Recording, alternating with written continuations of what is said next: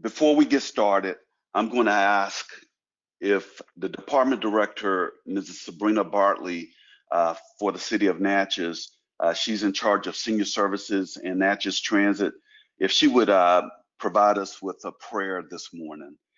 Thank you, Sabrina. Thank you, Mayor. Good morning to all. And so let us now pray.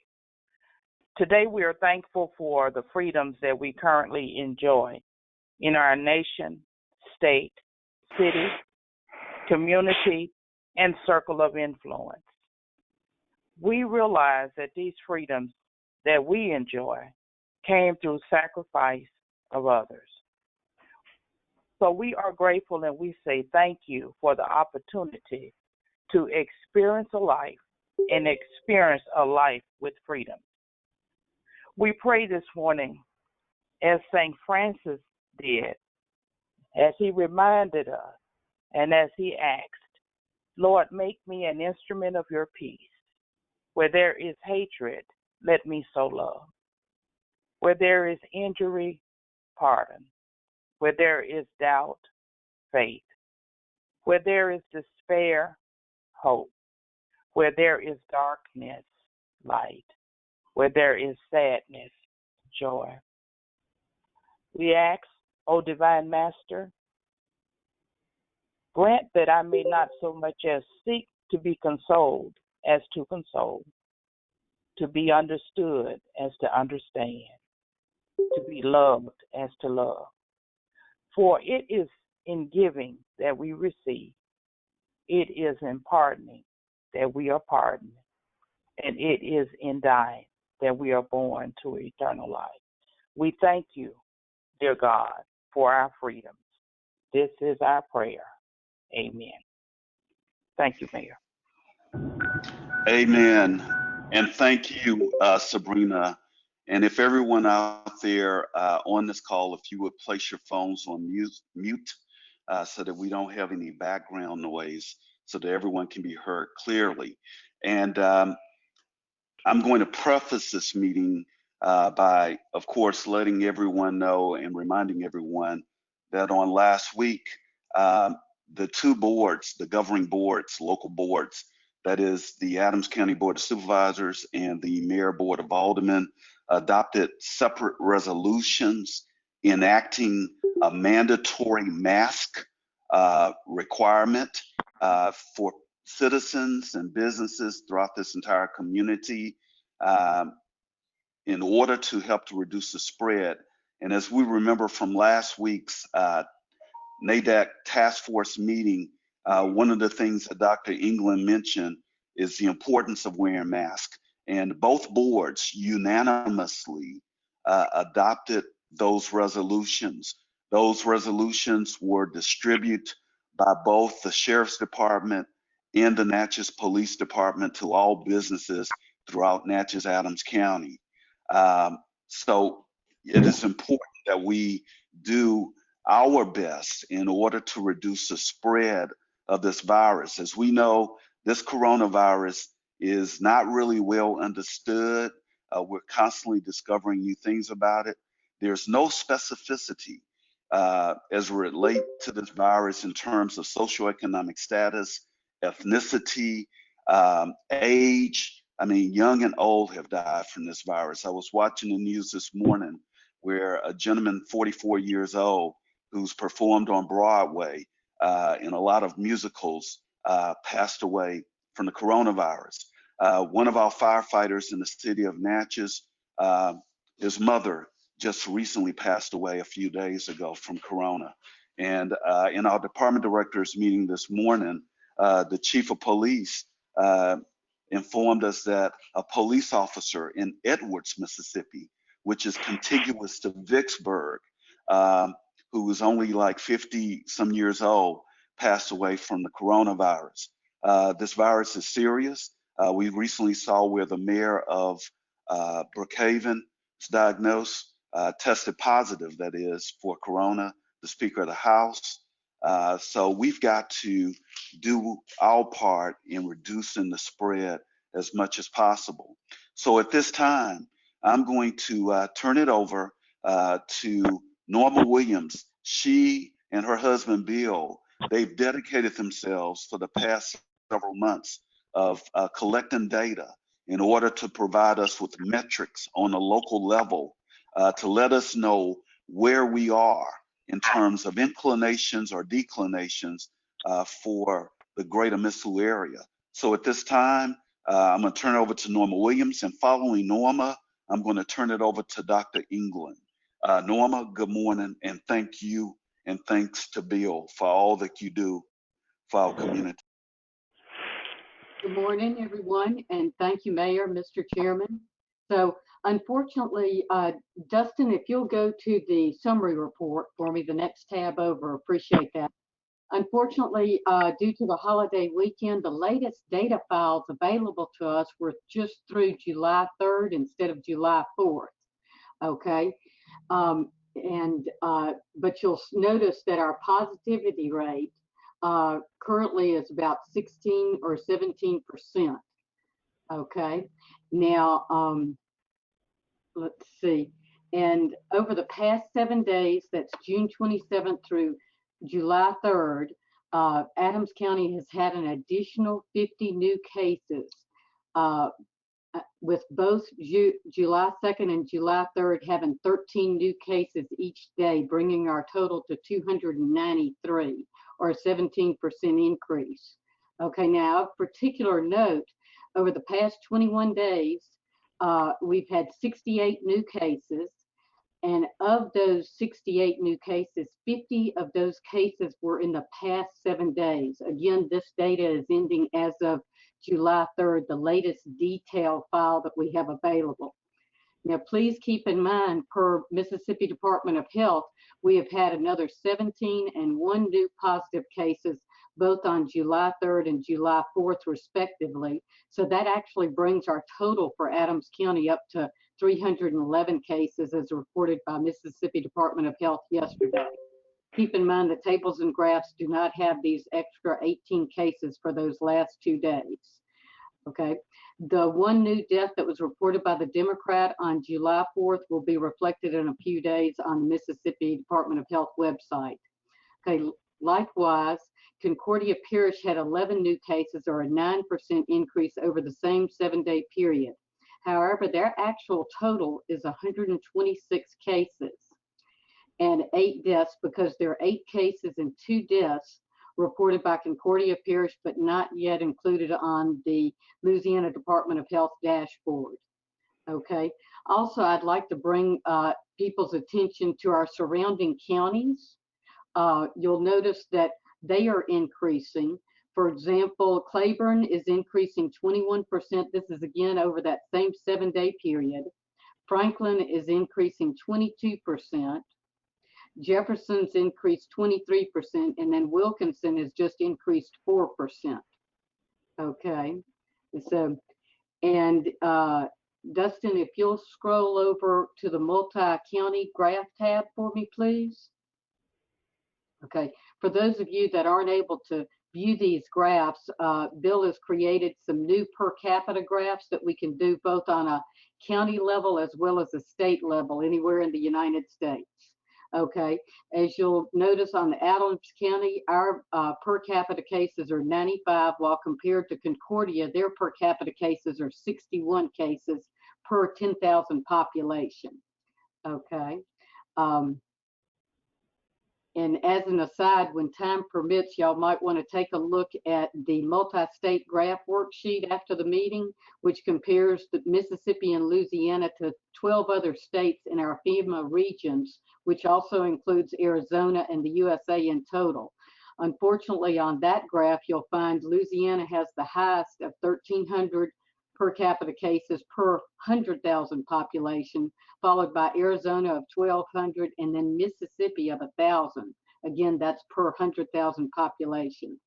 The other graphs in this workbooks are updates of the same ones we've used and addressed in the past. That concludes my report. Does anybody have any questions? Are there any questions for Norma?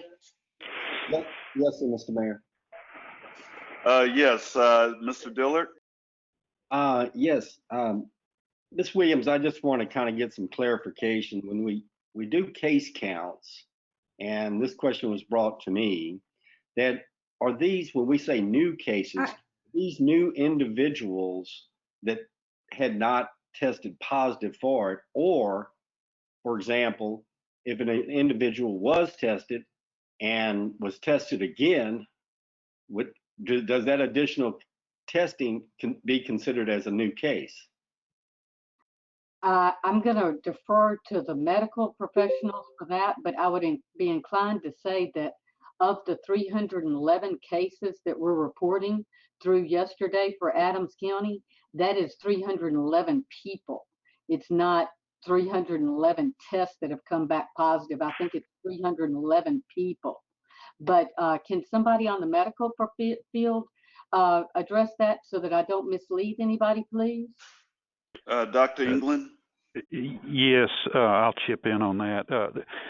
Some of the ones that are being retested that were already positive are being retested so that, and that's in the hospital environment, they're being retested so that the person can be transferred to another medical facility.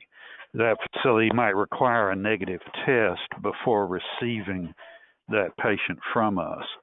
Now, there's some of that going on, but it's not very much. So I would think you could look at these numbers at pretty well face value. But England, the question is, 2 positives on a single individual are not counted as 2 separate positive results. 311 for our total number of positive test results are 311 individuals, correct? That's my understanding. Okay. Are there any other questions for Norma? Any other questions for Norma? If not, Norma, I just want to again thank you. You and your husband, truly an asset to this community, and you've dedicated yourselves in collecting this data and putting these charts and graphs. And I really, really, on behalf of the community, appreciate you. Thank you. Glad to be helping you guys, and we appreciate everything y'all are doing. Thank you. Mayor, again. this is Chesney. Go ahead, Ms. Doyle. I'm sorry, I could not get I'm sorry, I couldn't get unmuted to ask my question. Norma could just go back 5 and time as the percentage increases from week to week for Adams County so that we could better understand the direction. So we increased 17% this week. Yes, I'll be glad to, Chesney. That's a very good question. Our history goes back to May 30th, okay? At that time, we had a 7.65% increase over a 7-day period, okay? Then when we reported on June 6th for that 7-day ending period, we had a 3.45% increase. Again, this is just Adams County. Sorry about that, guys. Okay. Then when we reported for 7 days ending June 13th, we had a 9.78% increase. Then when we reported for 7 days ending June 20th, we had a 0.88% increase. But I want to caution that is misleading because that includes 3 days of zeros, okay, because of the legacy system blip on the Mississippi Department of Health end, okay? So that's a misleading number, but we have to take the data as it is, okay? Then on the week ending June 27th, we had an increase of 8.47%. And then today, with the week ending July 3rd, I apologize again that I can't say July 4th, but anyway, it's 17%. So excluding that legacy blip of the system, we've been having a steady increase of positive new cases over a 7-day period, you know, for the past month.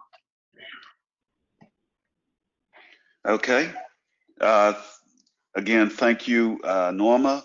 Any other questions for Norma? If not, I'm going to turn it over to Dr. England. Dr. England, good morning. Good morning. I don't have a lot to add, but I'll just concur with what Norma said, and I have someone I know with the State Department of Health doing contact tracings in this area, and the caseload in this district is rising briskly, and in all places, including Adams County, and I think this mask ordinance came out just in time. And the earlier you can get those things going, the better. And I hope it mutes some of this. But all through the old District 7 of the Health Department, it's along the river, Jefferson, Adams, Wilkinson County, and then eastward from those to about one county past the I-55. But in all areas of that district, and it used to be very quiet, but it's not now. So. Are there any questions for Dr. England? Yes, sir, Mr. Mayor. Yes, Mr. Dillard. Dr. England, and I know this may be a question that's kind of difficult to answer, but can you speak to something to this idea of herd immunity? I'm not sure that I've got a clear understanding of that, but I was kind of under the impression that a group would have to reach almost 60%. And really, what does herd immunity mean? It's very germane to the situation we have now. We might get a vaccine, but I would be pleasantly surprised if we got one before 2 or 3 years from now. As a disease goes through the population, the most susceptible people are affected first. So we had a very high death rate initially. The people who were coming in the hospital were just dying in front of us. When they're gone, the second wave is going to get those next most susceptible. So the illness might not be quite as intense with that group. And so on as you go down through the different layers of the population till you really have the hard cores who are just, it's hard for that disease to bring them down. So as your number of cases rise, and as it rises toward, some say 50, some say 70%, most I see are around 65%. Once you have about 2/3 of the population infected, then it becomes there's less transmission going on because 2/3 of the people have some sort of resistance to it. We don't know how much, but have some sort of resistance. So it gets harder for the virus to pass itself between people. And at that point, the third of the population that has not been affected is now safer than they were back the year before. And so that's what's called herd immunity. That third has immunity by virtue of the fact that the herd or the population of people has 2/3 of immunity. So right about that point, it gets hard for that virus to transmit. And the virus depends on that transmission for survival. It's going to seek to transmit to a person as best it can. If it kills that person, it's not done a good job for itself. It wants to live within that person. So that's a concept of herd immunity. And now you can achieve herd immunity also by vaccine. So if you have a group of people who just don't like vaccines, they don't want to take it, and that constitutes 1/3 of the population, you're still going to get immunity because 2/3 of the people got the vaccine. So that's another way of achieving herd immunity. Dr. Yes. England, I have a question. You or someone said early on, commented about the fact that this virus is something we've never seen before and we're still learning about it. I think maybe it was Daryl. And our knowledge continues to grow and change every day. To that question or point, I have a question. Do we know, is it a fact that having had this virus brings and or guarantees immunity to getting it again? Is that a clinical scientific fact? Not yet. usually there is some sort of immunity achieved by a person once they've had an illness, typically. Now, your body's going to make antibodies normally, but the antibodies that you make might not be effective enough to keep you from a second illness. On the other hand, there are diseases that once you get it once, you can forget about it. The antibodies that you produce are devastatingly effective against the pathogen as if it's reintroduced to you. So that remains to be seen. And as they get more people who are infected and they have time to do these studies, then we'll learn more about this. Right now, we don't know. It might be very effective immunity. It may be worthless. Right. Okay. Thank you. If there are, we know, many viruses that once acquired never leave you, and then also that you may become reinfected with. So I think you answered my question. We really do not know if herd immunity is a real thing here or not. I'll give you two quick examples that you might identify with. One is the chickenpox virus, which virtually, before the vaccine, virtually everybody got. I think 98% of people got. And your immune system was able to isolate the virus in your body and calm down the symptoms, but there was a sanctuary in some of your nerves, and the immune system couldn't dig the virus out of those areas. So decades later, as your immune system wanes as you get older, all of a sudden that virus would erupt out of there and cause shingles. So that's one example of immunity. Let's see, what was the other example I was going to use? The other is hepatitis C virus.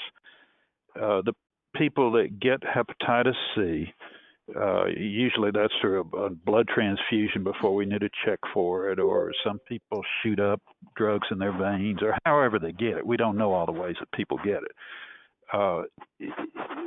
20% of the people who have the hepatitis C virus disease will clear up with no problem. The immune system is very effective. 80% of them will have a residual smoldering infection in the liver. The immune system can't really dig that out. It might survive in your liver for decades until all of a sudden you realize you have cirrhosis. And hepatitis C virus infection is now the most common condition that leads to liver transplant. So those are two examples to give you some idea of, and it varies all over the place. And as we have more experience with this virus, we'll get a better idea of what its lingering effects are going to be, if any. Dr. England. This is Carmen Drake. I have a question for Dr. England. Okay, go ahead, Attorney Drake. Okay.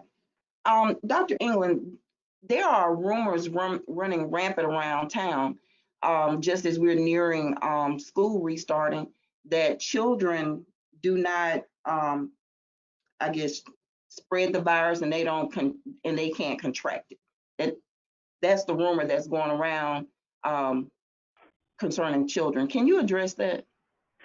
The information that I have read is that children do seem to get the virus, the infection, but don't seem to get ill from it, and that they can transmit it being non-symptomatically infected. So that's the best I can tell you. Now, like a lot of things, very little is chiseled into stone tablets about this disease. But currently, that's the thinking, is that they do get it, they just aren't suffering from it in the way that people in their 20s, 30s, 50s, 70s do. Okay, thank you. Okay, there was another question for Dr. England. Who was it? Okay, maybe. Mayor Grinnell, it was. Yeah, go ahead, Mark. And I actually, the question that was just asked was very much along the lines of the one that I was going to ask.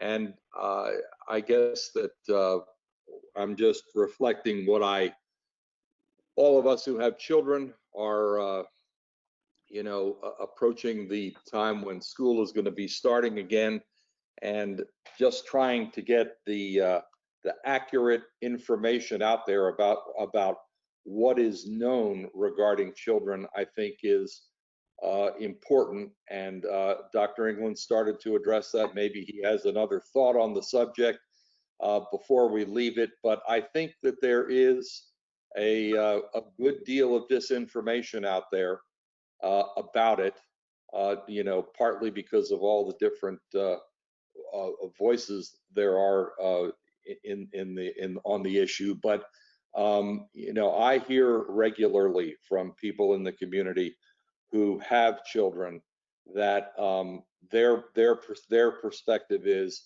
that children can't get it and that they don't spread it and that there's no problem with children. I'd have to stand on what I said up to now, and just realize that again, very little is chiseled into stone tablets about this disease. Okay. Are there any other questions for Dr. England? Mr. Mayor, this is Walter Tipton. I had two quick questions. Yes, sir. Mr. Tipton, go ahead. I was wondering if we know how many tests are outstanding waiting results. And I would also like to know if we have any accounting for the number of cases that are related to the prison. Just two questions. I don't know that I could address that. Okay. We will try to take a look at that as soon as Lance Boyd gives his report, Mr. Tipton. I have a question, Mayor. Yes. Who is that? This is Sandra Barnes, Colleen. Okay, Dr. Barnes. Go ahead, Dr. Barnes. Yes. My question is, how useful is a negative test result from those rapid tests for businesses trying to make decisions about employees returning to work? I think I can address that. It's Dr. England. The problem with the tests are they're not very sensitive. If you have 10 people that you know positively have the disease, the test is going to pick up about 7 of them. The other 3 will be labeled as negative, even though they've got the disease. So it's best not to rely on the test in order to decide whether anybody can come back to work, or in the hospital's case, go to a nursing home. Now, some people are requiring that negative test just because I think just legally they feel like they want to have that piece of paper in their hand. But the best way is stated by the State Department of Health in Mississippi, and that would be 3 conditions to going back to work. The first would be at least 14 days since the onset of symptoms. Number 2 would be absence of fever for 3 days. 1903, Concordia Bank and Trust has helped our customers through the good times and challenging times. For over a century, our reputation has been strength and stability. Pat Big Lane. Pat, one thing will remain the same. Put him on mute, Dustin. I'm sorry about that, Dr. England. Okay. That was Pat Big Lane. All right. First condition is more than 14 days since the onset of symptoms. Second condition is 3 consecutive days without fever, and that means not taking Tylenol or Motrin to get the temperature down. The third condition would be improving symptoms. So whatever your symptoms were, if they're improving. So meeting those 3 conditions, safe to go to a nursing home, safe to go back to work, you're good. Thank you. Okay. I just want to make a comment about the issue of children. Dr. England, I'm sure you recall that there has been the problem of multisystem inflammatory syndrome occurring in quite a number of children. In fact, 2% of children in studies followed with COVID-19 have died. So I just don't want anyone leaving this conversation thinking children will not suffer from this disease. Yeah, and I'm sorry I didn't mention that. Thank you, William, for bringing that out. And if there are no other questions for Dr. England, I personally want to thank you. Go ahead. Who is that? Francis? This is Francis, Mr. Grenier. I have Go a ahead. question on a person that shows positive. Are they to be quarantined, or are they still to be mingling around? They should be quarantined until they meet those 3 conditions that I just mentioned. Okay. They should be out of circulation. Yes, they can do it at home, but until they meet those 3 conditions, they should quarantine. What if they are mingling in the public? That's something you don't want to see. I have a quick question for Dr. England. This is Chief Armstrong. Yes, Chief Armstrong. Go ahead, Chief. Dr. England, for the benefit of my employees, if in fact they come in contact with someone who has tested positive, should they go and be tested themselves, or just wait and see if they're going to show any signs? It's probably best if they're non-symptomatic just to quarantine themselves. Now, when you're dealing with epidemiology and all, normally contact is considered within 6 feet for 15 minutes. So, just walking by in the hall, you wouldn't really consider a contact. But if they're symptomatic, then they want to quarantine themselves, the patient does, until they meet those 3 conditions that I said. And if they're non-symptomatic, it would be the 14 days. Thank you, sir. Okay. Are there any other questions for Dr. England? If not, personally, again, I want to thank you, Dr. England, for all that you do and what you've done to help our entire community during this pandemic. And this morning's discussion, you brought back a lot of memories for me. I taught microbiology for almost 30 years, and the way that you did an excellent job of conveying the definition of herd community and the mechanics of it, and along with many other things. Between you and William, you guys did a great job. So Dr. England, again, thank you. So at this time, Lance Boyd with Merit Health. Hey, good morning, everybody. I want to echo what Mayor just said for Dr. England, and appreciate everything that he's doing with that. And he said a lot of great things this morning. We are learning every day, and we had a discussion here this morning about wanting to send some information out, and we talked about how if you give too much specificity, it's going to change. And so we're trying to paint things in as broad a strokes as possible because the details change from day to day. So it also varies from test to test. I want to address a few things that were mentioned earlier. One of the questions about the rapid test, about the ability of it to be accurate, and we actually just learned this morning. A lot of it depends on the brand of the test, who produced it, what machine it's being run on.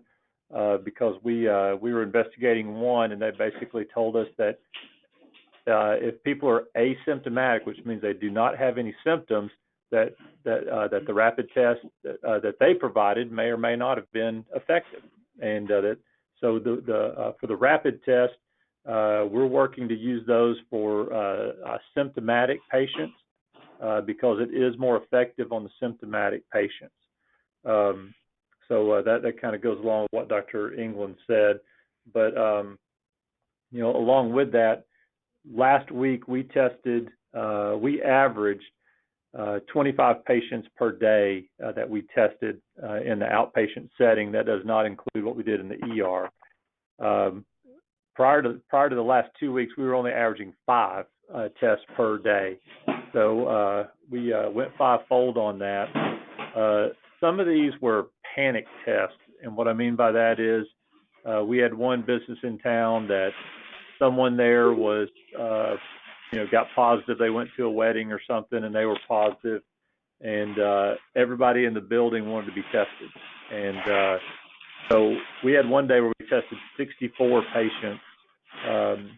Even the day when the state came and did testing, they tested 192.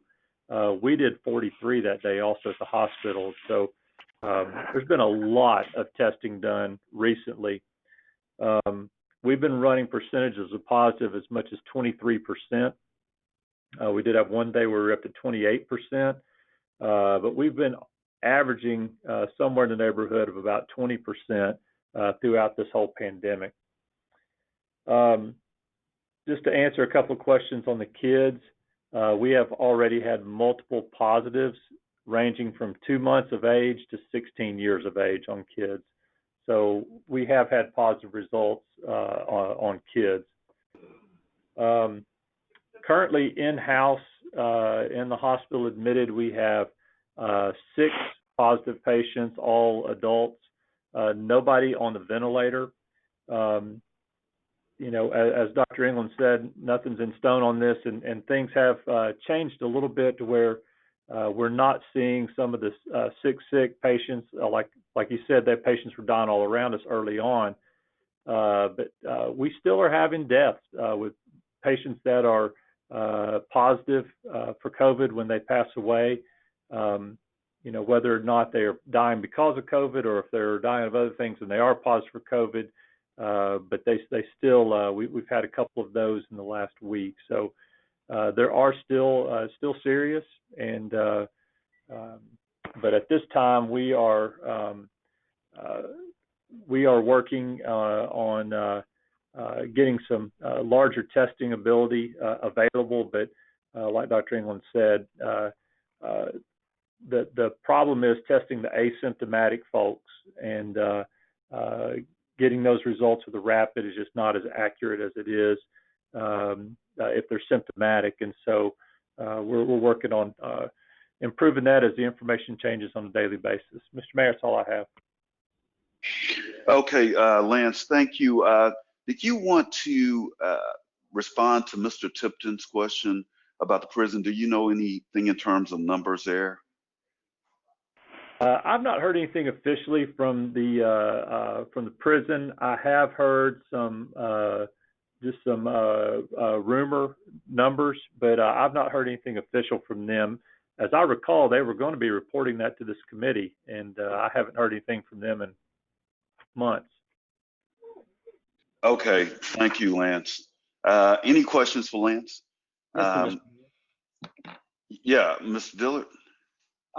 Yes, sir, Mr. Boyd. So there's 0 patients right now on COVID ventilators, or how many are currently hospitalized but not on the COVID ventilators? Right. So we have 6 patients that are hospitalized right now that are positive for COVID. All right, and and 0 deaths. I'm trying to think. Well, that's added to a number some other way, but I assume that you report deaths as they occur if they die, obviously, in the hospital. So, thank you, Mr. Mayor. Okay, thank you, Mr. Dillard, and again, thank you, Lance. And of course, you've been there for us from the very beginning when we formed the task force, and I really appreciate all you do for our community. Thank you, and God bless you and the entire staff at Merit Health. Okay, moving right on to Emergency Management Operations System, Mr. Bradford and Mrs. Hardy. Good morning, everyone. This is Sneeka. Brad was on another call this morning, so he asked me to brief the group this morning. So Norma already listed some numbers, but I'll list the numbers that we have on our system as well. So we have, as Norma mentioned, there's 311 total confirmed cases through the Mississippi State Department of Health. We currently have 69 active cases in the city and the county. We have 242 expired cases and 18 deaths. as of right now. Like Norma had mentioned, the other is not reported as of now. We also have 224 recovered cases. And are there any questions about those numbers before I move on to the next part? Because I think this part is going to be a discussion as well. Yes. Any questions? Yeah, Mr. Dillard. Go ahead. 242 expired. Explain to me or give me a definition of what expired means in that context. Yes, please. That's my question. We categorize expired cases as those who have been positive and now have reached their 14-day quarantine period, and they're currently not symptomatic, or they've reached their period of 14 days. So we take them off the list. Thank you, Mr. Mayor. Okay. Any other questions for NIFA as relate to that? Who is that, Dustin? This is Bill Barksdale. Mr. Barksdale, I'm sorry, Reverend Barksdale, go ahead. NIFA, I realize that expired may be a term that you understand, but in the medical community, expired means die. So I don't know if you have a voice to change that word. This has been an ongoing source of confusion. It seems that this is terminology that the emergency management team uses, and they're kind of locked into. And Bill, as you pointed out, most everyone in the world uses expired to mean dead, and we would otherwise call these patients as having recovered cases rather than expired cases. And I'm very glad someone raised the question, because it can be exceedingly misleading. A good point, Reverend Barksdale, and I agree with you, William. NIFA? Okay, so moving on to the potential hotspots, Brett wanted me to mention this, where as of right now, the hotspot locations will be considered the Broadmoor subdivision area, LaGrange subdivision, Craneville, Morgantown, downtown Natchez area along MLK, apartment complexes, and Woodlawn.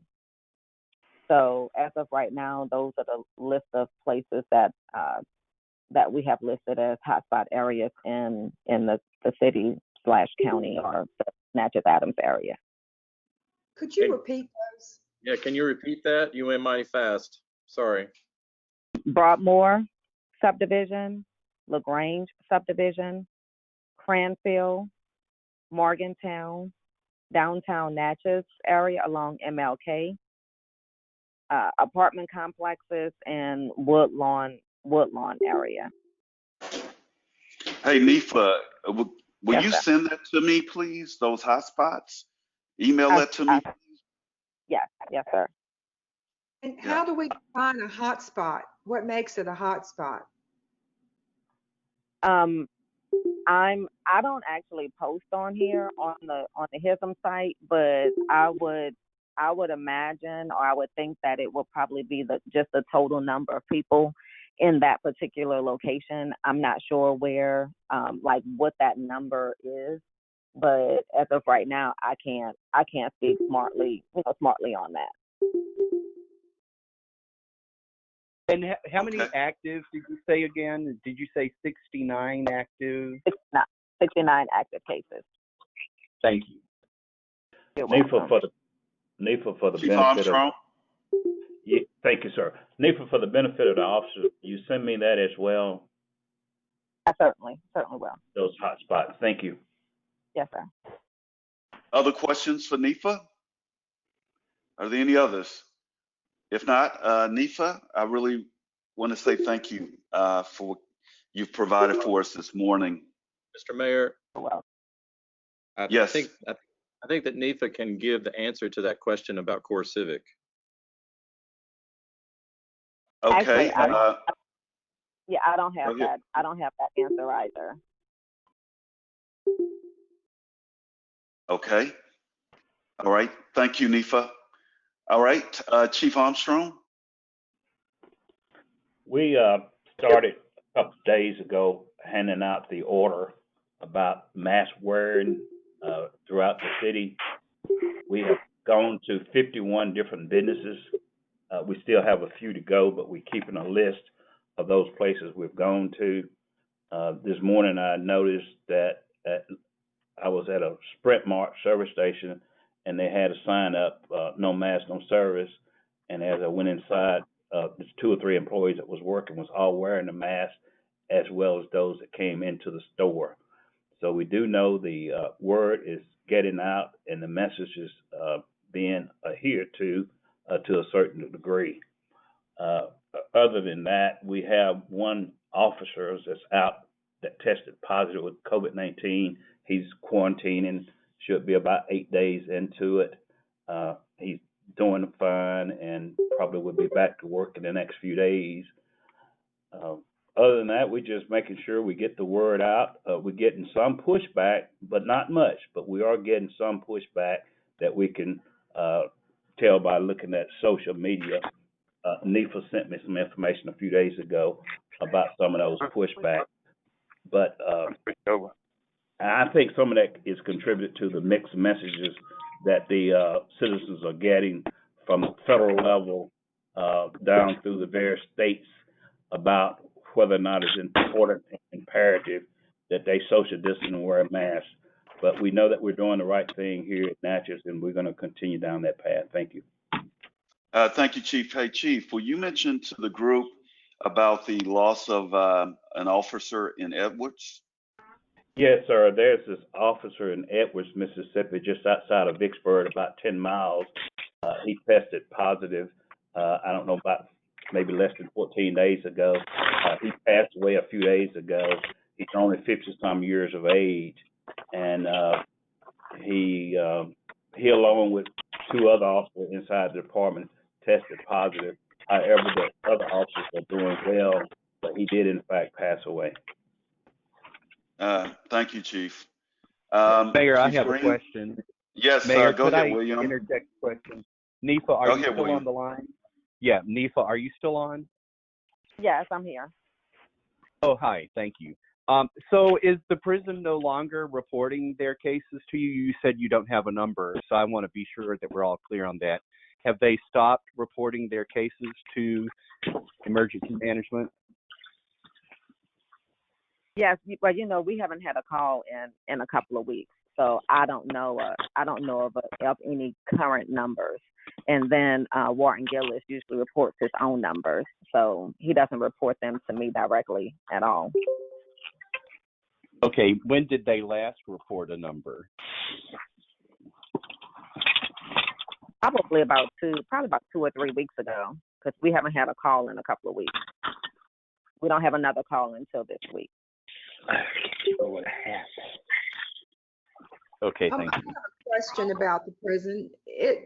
Are their numbers included in our county totals, or are they a separate, category that's off, off the grid?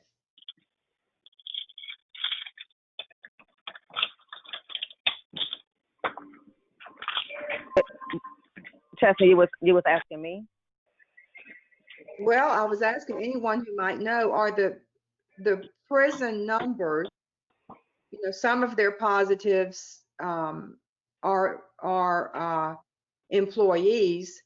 Are those numbers included in our totals for the county, or are their numbers somehow off the grid in a separate category? And of course, the detainees numbers, are they included?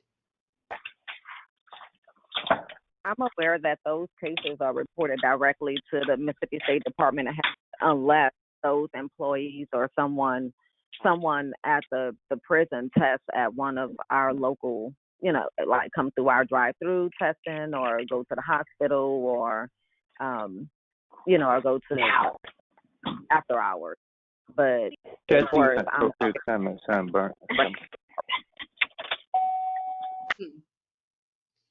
Okay. Caller number 26, Dustin, who is that? Their phone need to be placed on mute. I think I'm hearing Bob for some reason. Okay. All right. Chief Green. Yes, how you all doing? everybody is well in my department. As the mayor said, I had one firefighter whose mother succumbed to the coronavirus over the weekend. Other than that, everything else is going well. That concludes my report. Thank you, Chief. Sabrina, do you want to give the task force an update on the senior center? Thank you, Mayor. I'd be glad to. First thing I want to do is commend everyone for staying safe and helping to keep everyone else safe as best as you possibly can. I want to thank the city and the county for coming together with the mandatory mask. I think that is going to help us a lot. Many of you may or may not know, but the senior center was our targeted date to restart with those services, those direct services to the senior community through the Department of Health and Human Services was tomorrow. However, we have revisited that, and we have scheduled to look at that again on July the 30th. We are concerned with the number of rising cases in our area and what we're seeing nationally and also statewide, and the fact that there are now people who are traveling in and out of the city, vacations, family reunions, and other things of the like. And we also know that there has been some stipulations in certain cities about persons from Mississippi traveling to other cities, but we are concerned about those individuals who are traveling to our city and may be infecting our population as well. So we are changing our date to revisit this again on July 30th, and between now and then, we are still doing home delivered meals, but we will not be doing those things like adult daycare, meals served on site, and those type activities that we come into too much direct contact with our senior population. So pretty much that is the report I have in the update. Thank you. Okay, thank you, Sabrina. Okay, Economic Development Council, anyone with any reports there? Natchez Inc., Chamber of Commerce, Visit Natchez, Natchez National Park. Yeah, Mayor, this is Chandler. I just wanted to remind everybody that there's still the applications for back to business Mississippi, basically the grant proceeds that are still out there. They still are taking applications. There are funds still available. As you're aware, we're in about day 14 of the 21-day period of if you had received if you have not received PPP on your priority. And so also we would encourage you to the business community to look into that and fill out the grant application that's online, and if they've got any need any assistance or help with that, to give us a call, and we will do our very best to assist them in making sure that they get that application filled out. So that's one. Also, we should be sending out an updated information email towards the end of the week on kind of the updated guidelines and things for PPP repayment options, and what the Treasury and the SBA has extended those guidelines and made it a little easier for qualifying employees, and extended the time periods and things like that. So there's a kind of an informational email that'll come out towards the end of the week that will kind of bundle a bunch of information together on both of those programs. I will say that our portfolio, our prospect portfolio, still remains pretty steady. As obviously our business practices have changed on how we deal with them, but we still have a very good, healthy, active portfolio that we're working with prospective business and industry in the area, and then finally our Shop Smart locations are at 86 Shop Smart locations with well over 100 locations in the area, and so we're continuing to work that, and then finally, hopefully, we'll get the final details worked out on our remote worker incentive package. Trying to figure out how to pay for that, but we've about got it. Continue to about have it nailed down where it's in presentation format to the various governmental entities. So that's going to wrap me up. Okay, thank you, Chandler. Mr. Natchez Mayor. National. Yes, go ahead, Sarah. Chandler, was that there was just on the screen, it looked like possibly a flyer that came out from Natchez Inc. on the masks. Was that something Dustin put up? Did I see that? I believe that was that was y'all's information. We did right after the resolution passed. As you can imagine, our phone was hopping pretty heavy, Sarah, and our advice after talking with Bob to those business interests was either to post a sign similar to what you've got up there on the screen now, or post the resolution that required, that is required patrons to wear a mask, and that has been our advice to them. That was the main. No, I know. I just have a question about. I just wanted to point out something on the wording. I mean, I'm glad y'all are doing that. That's great. But I just would like it added that it was the mayor, board of aldermen, and the board of supervisors. And then also, it says a mask, and it needs to be a face covering because we're not requiring it be a mask. Yeah, like I said, that is not ours there. So. Oh, that's not. Oh, that's the city's. Oh God, is that the city's? It is. Yeah. Okay, we need to change that. Sorry, Chandler, I couldn't tell from the bottom. I thought it was Natchez Inc., but I'm half blind, so we'll have to change it up with the city. Thank you. All right. Mr. Mayor. Yes. You agree? Yeah, Chief. I talked to Warden Gillis for those who want those numbers from the prison, and he said he currently has 2 detainees that are positive for the COVID-19, and he has 8 staff members who are positive and 4 that's being quarantined. Okay. Thank you for getting that information for us, Chief. Chandler, put your phone on mute, please. Okay. Thank you. All right. Let's move on. Kathleen with the Natchez National Park. Hey, thank you, Daryl.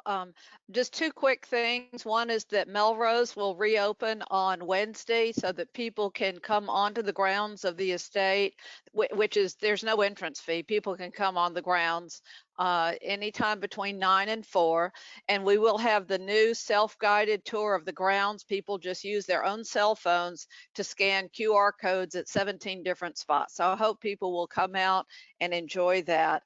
And the other big thing, of course, is that we are still working to complete the donation of the Natchez Visitor Center in July.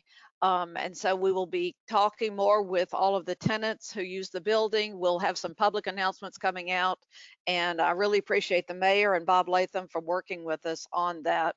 And I just wanted to emphasize something that we talked about earlier. It's something that we have dealt with, and there's so much confusion about what to do if you test positive or if you have been with someone who tests positive, and especially after the July 4th weekend. I think to revisit what Dr. England was telling us, that if you test positive, you stay home for 14 days. And if you've been within 6 feet of someone who tests positive, you stay home for 14 days. And there's so much confusion. You don't go get a test, and if it's negative, you go on back to work. I just wanted to emphasize that. Okay, thank you, Kathleen. Debbie, Chamber of Commerce, anything? Daryl, Debbie's out of town. Okay, Jennifer, anything from you? Visit Natchez? Yeah, I'll just be really super quick. If anyone hears of any of our tourism partners or local businesses that are short of masks, we have a small supply and we can help. I know that was some of the feedback that I saw yesterday about people, finding out that masks were required and they didn't have access to them. So we're reaching out, but if you hear of someone, please contact me, let me know, and we can help out. We don't have a huge supply, but we can keep trying to replenish that and help support our partners. I will say that the work we've been doing, the state and that we've been doing with House Bill 1791, thank you, sweet Lord. The House bill passed, and we expect the governor to sign it this week. We do not know what that's going to mean in terms of final dollar amount, but the funds that are included in that bill, there are two parts to it. And one, I'd like very much to talk at some point with you, Mayor, and with the NAPAC folks. One part of it is the Mississippi Tourism Recovery Fund, which is providing CARES Act funds to local destination marketing organizations to publicize the resumption of tourism activities and the steps taken to ensure a safe tourism experience. But there's a component that was added to the bill, which is assisting nonprofits with costs associated with cleaning and disinfection and social distancing measures and things like that. I'd like to see if there is some way, and it's not something that we Visit Natchez necessarily can do, but perhaps the city can request that NAPAC be added to the list of museums that will get some support. Again, I don't know the details. We're having some conference calls and with our legal representation later on this week to clarify how the funds are going to get spent. The museum piece is something totally separate from what we've been working on. So that's my report. Thank you so much. And okay. Yeah. Thank you, Jennifer. Any other partners out there that need to give a report? Any others? Any others? Okay, if not, it is 11:06. I'd like to thank everyone for being on this call. Thank you for all that you do for our community. And please, please be safe. God bless Natchez, Adams County.